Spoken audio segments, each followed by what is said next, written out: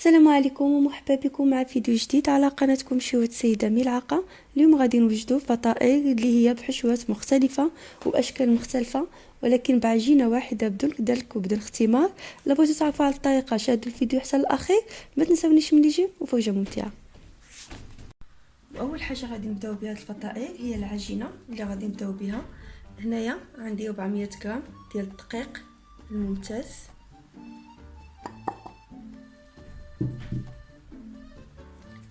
معلقه كبيره ديال الخميره حبيبات، معلقه كبيره ديال سنيده. هنا معجن غادي نوضع الملحه، وغادي نبدا نعجن دابا بالحليب. كاس كبير ديال الحليب دافي، غادي نعجن شويه بشويه حتى تبدا تجمع لي العناصر. غادي نمزج بعدا النواشف، وغادي نضيف شويه الحليب شويه بشويه ونبدا نجمع.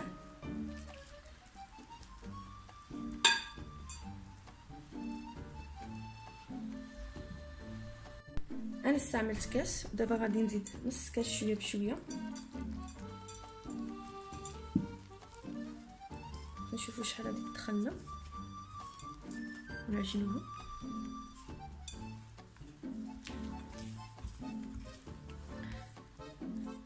دابا غادي ناخذ هنا معلقه كبيره ديال الزبده، غادي ندخلها عاد دابا فيها.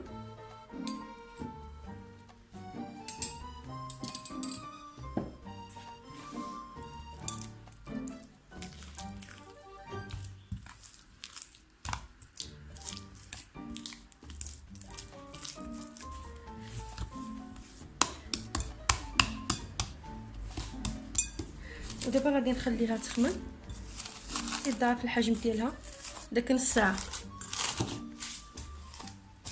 اما العماره غادي نوجدوها بلي زيبينار اللي غادي نستعملو دابا. شويه ديال الزيت، غنشحرو فيها بصله وحده كبيره، يا اما تستعملوا البصله خضاريه او البوارو.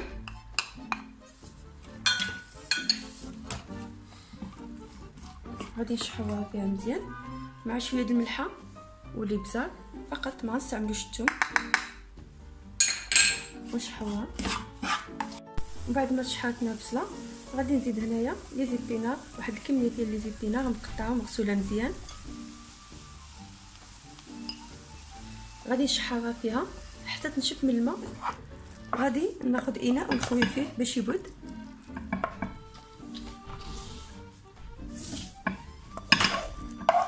غادي خصو يكون بارد مزيان. وبعد ما تتبرد لي زيبينار، تبردوا لي زيبينار مزيان حتى تيبردوا تماما، عاد تنزيدوهم هنا قطع ديال الجبن الابيض، هنا ما مملحش غير مملح. غادي نضيفوه لها كذا وباش نبداو نعمو. بعد ما تتخمر العجينه نص ساعه او ساعه الا ربع او 40 دقيقه تضاعف العجين كي تتشوفوا. انا هنا ناخذ شويه ديال الدقيق وغادي نخويها بهذا الشكل هذا. ناخذ شويه ديال الدقيق نخوي ديك الهواء اللي فيها. ها شتي فوقعات ديال الهواء، وغادي نقسمها هكذا كره.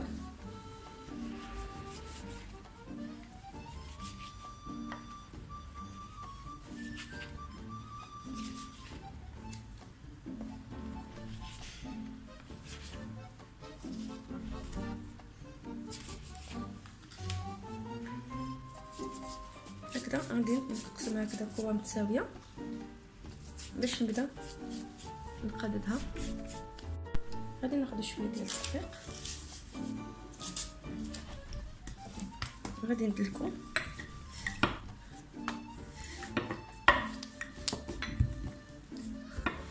على شكل طولي شويه.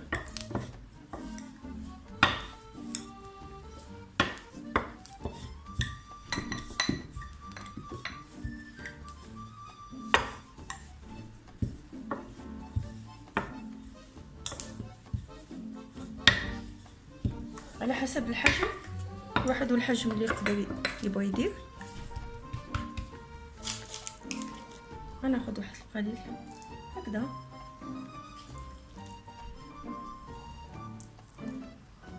بهذا الشكل هذا، وغادي نشدهم كدا مزيان، نضغط عليه مزيان.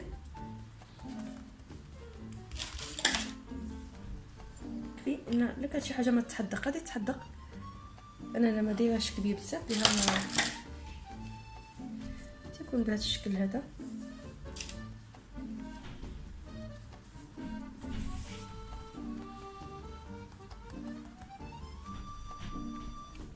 تنظن نوجدوه بهذه الطريقه هذه.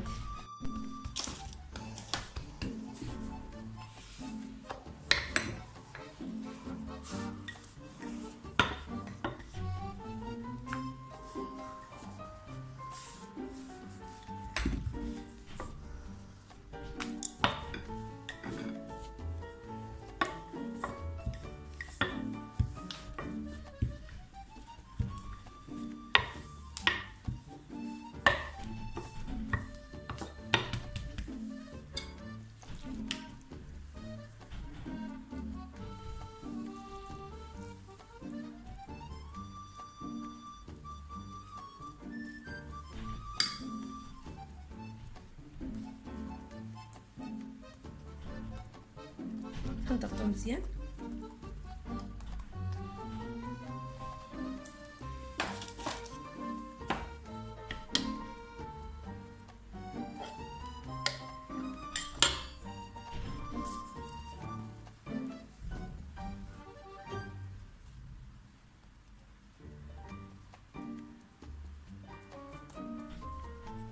ونوضعو هكذا.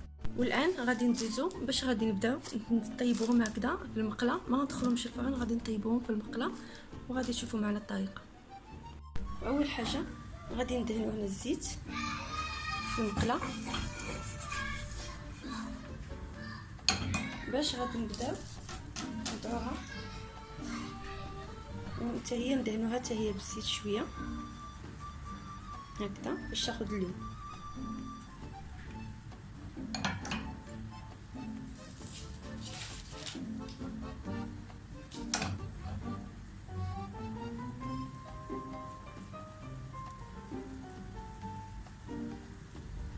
انا تنثبت عليها هنا باش نقص عليها، مازال تنزيد نقص عليها باش ما تحليش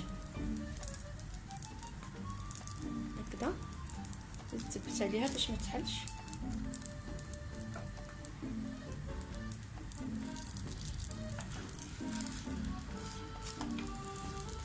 بالو جهه الاخر نستمروا الدهن ديالها صافي. من بعد دابا ما عرفتش دابا ندهنو.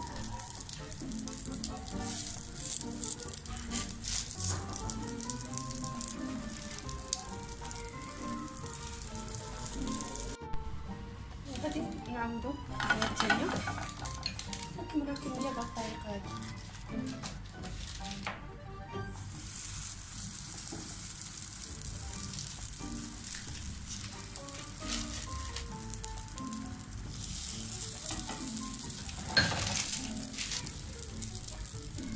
ندهنوها هكذا شويه زيت.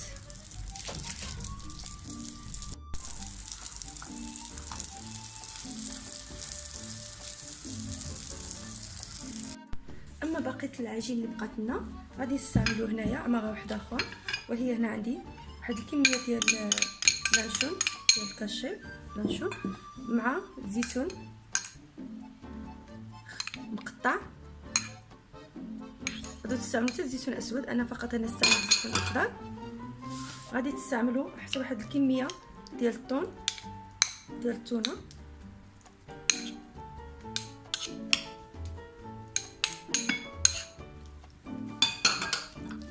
خلطوهم مزيان ونزيدوا عليهم ربيع.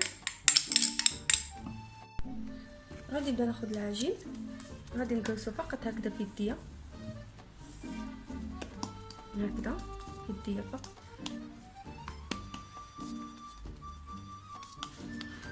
نقرصها هكذا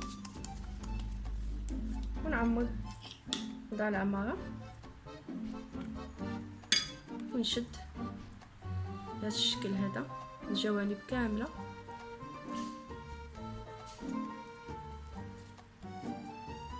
تكون عندي بهذا الشكل هذا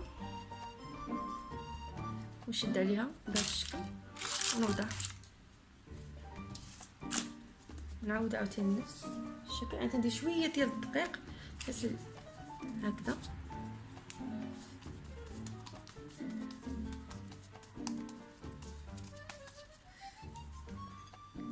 غادي نوضع هكذا العماره. انا قلت لكم باي عماره ممكن لكم تستعملوا، انا استعملت هنايا بدون لا جبن ولا لحوم، هادو جوج عمارات بدون لحوم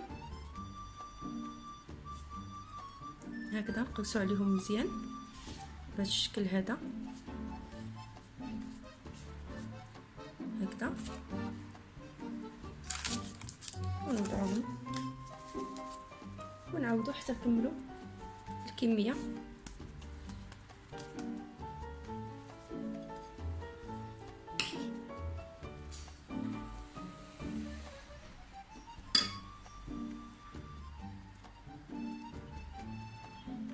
بهذا الشكل نزيد شويه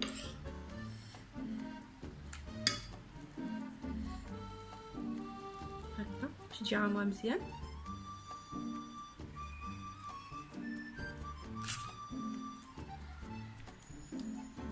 تقدروا توضعوهم في الاناء ديال اللي يدخل الفرن،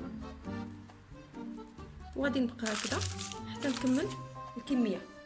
وهكذا غادي نخليهم يخمروا وعاد نرجعوا لهم. والان بعد ما خمروا 10 دقائق غادي ندهن لهم الوجه ديالهم باصفر بيضه وقليل من الحليب، وغادي ندخلهم الفران يطيبوا. بعد ما غادي نزينوهم بقليل من الجنجلان. وتيكون هذا هو الشكل ديالهم النهائي بعد ما تنخرجوا هكذا من الفران. تجي شيشه بزاف. هادو جوج اشكال ديال الفطائر اللي بجوج عمارات مختلفه ولكن بعجينه وحده. تتمنى انكم تجربوهم ونولوا الاعجاب ديالكم. ما تنسوش بارطاجوا مع الاصدقاء، نزلوا كاين فيديوهات كثيره لتحت، ابوناو في لاشين، خليو لي جيم، والى فيديو مقبل ان شاء الله. دمتم في عز الله.